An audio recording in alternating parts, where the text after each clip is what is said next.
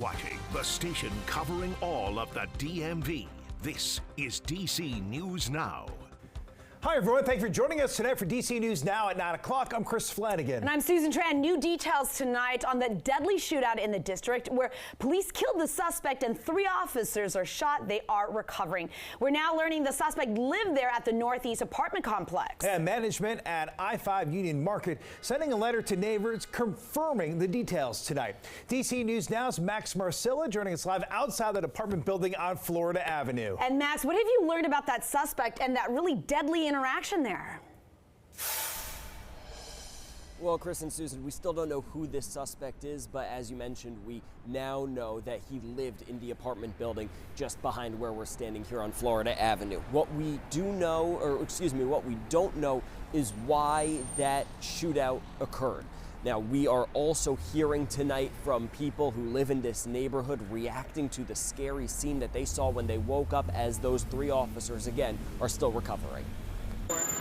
This is what busy Florida Avenue Northeast looked like Monday morning. The Noma neighborhood covered by the flashing lights of cop cars. This is yet another reminder of the daily dangers that we face every day in our city and across the U.S. Just after 4:30 in the morning, MPD came to this apartment building, I-5 Union Market, because they were told a man fired shots in the lobby. When they got here, the man went into the elevator, then out of the elevator a few minutes later. Then he engages the officers and produces a handgun. Then a shootout. 3 MPD officers hit. All of them are okay, but were brought to hospitals. The suspect was shot and died in the lobby. DC News Now obtained an email from the building manager which says the man was a resident here. I don't really know much more of what they can do. I mean, the fobs, they keep it pretty safe, I mean, in terms of who's coming and going. Tim Hayes feels the security measures here are adequate, but Michael Bay, who lives across the street, is contemplating moving somewhere else. I'm not too comfortable in this area, and I thought that this was a nicer, calmer area to move to. MPD crime data does show crime is down in this area as it is citywide. We are grateful every day for the work of our officers and the dangers they face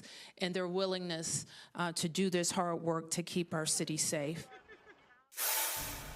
And in that email we referenced from the building manager, they also said that residents would have a community meeting to discuss this incident and bring them up to speed on the latest. Again, that investigation's still ongoing. One of the things that it hopes to answer is what happened in the moments before that shootout. Also, Chris and Susan, we don't know exactly why this suspect allegedly fired shots before MPD even got here. A lot to still learn.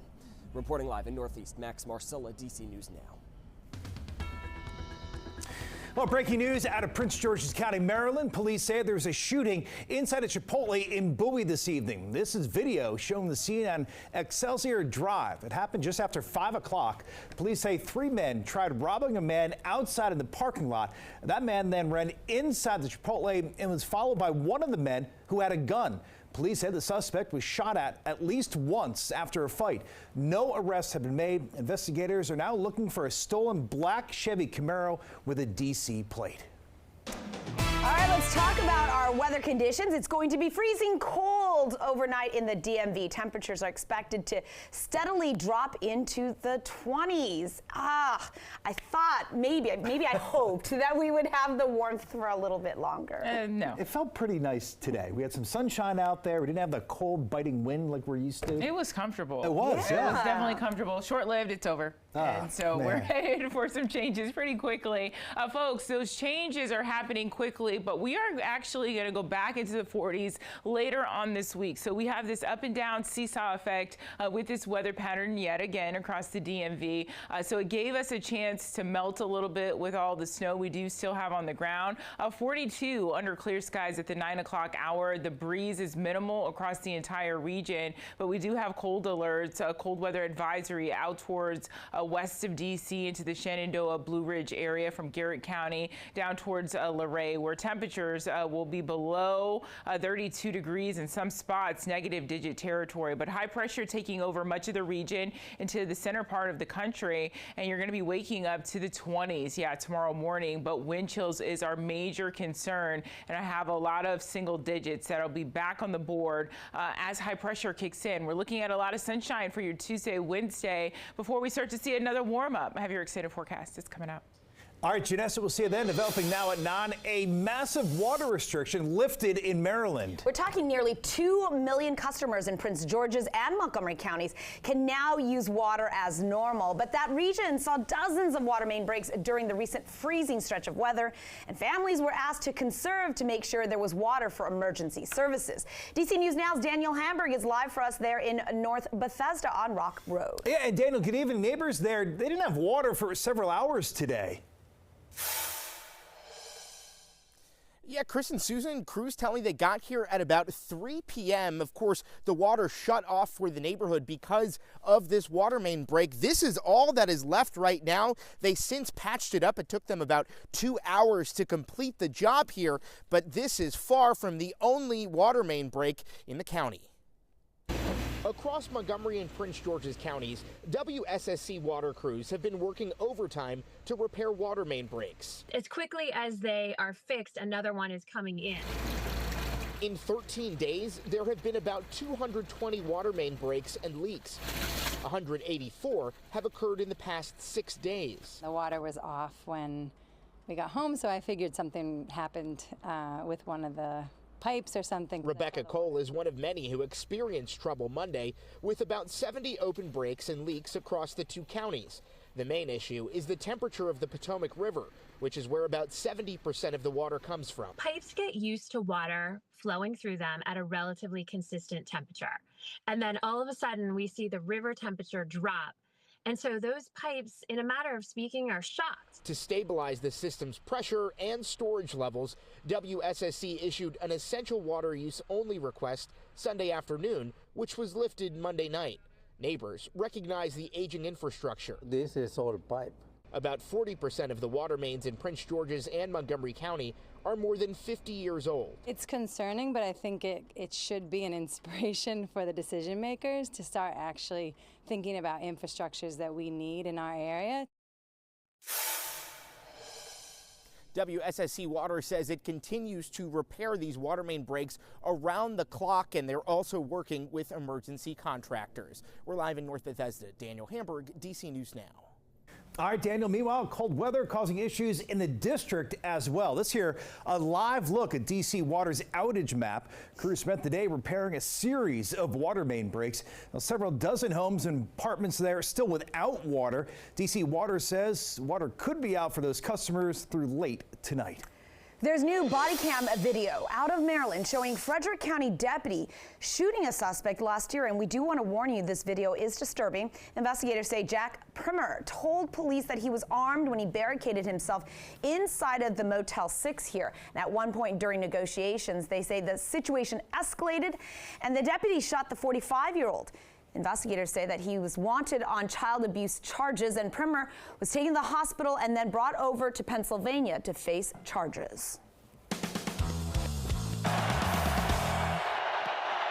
Washington Commanders off the upright, and it is in! Ah, what a sight. Commanders fans, you might say on cloud 9 after last night's wild card win over the Tampa Bay Buccaneers. What a game. That was awesome. That last second field goal, of course, off the uprights, sending them on now to the divisional playoffs. And this is the team's first playoff win in almost 20 years. DC News Now's Randy Bass caught up with some fans who are returning from Tampa Bay. They got to see the game live and in person and has more on the excitement. This Commanders team has really kept us on our toes all season long, from last-minute Hail Marys to field goals in the final few seconds of the game last night, sealing the deal for the team, sending them to the second round of the NFL playoffs for the first time in nearly 2 decades. And fans we talked to today say they just can't get enough of it. The Washington Commanders off the upright. It was the doink heard round the world. I thought it was going to doink and then hit the floor, but it doinked and went in, so I was like, ball game, we going to Detroit. Excited Commanders fans rocking their burgundy and gold on this Victory Monday, getting back home from that playoff win in Tampa into Dulles Airport this morning. I was nervous on pins and needles and heard the donk, and it went the right direction, and the rest is history. Rich Shirley and thousands of other Commanders fans got to see it with their own eyes last night. He was there to see the team win their last playoff game 19 years ago, and he's been waiting for that feeling again ever since. Especially after Snyder and all that, and the heck that we were put through for a couple decades. Yeah, it's victory was sweet, and on to Detroit. Some Commanders fans still recovering from last night's thriller. Ashik Manan says he stayed until they kicked him out of the stadium. We were screaming for a while. Voices are hoarse, but it was amazing. It was unbelievable. It was just a lot of screaming. The team rocking after knocking the Buccaneers out of the playoffs. Everything that this organization been through, the franchise been through, to get to this point, man, it's nothing but a blessing. And as for the fans' message to the team heading to Detroit, We ain't here for a good time. We're here for a long time. Redskin country, baby. Let's go.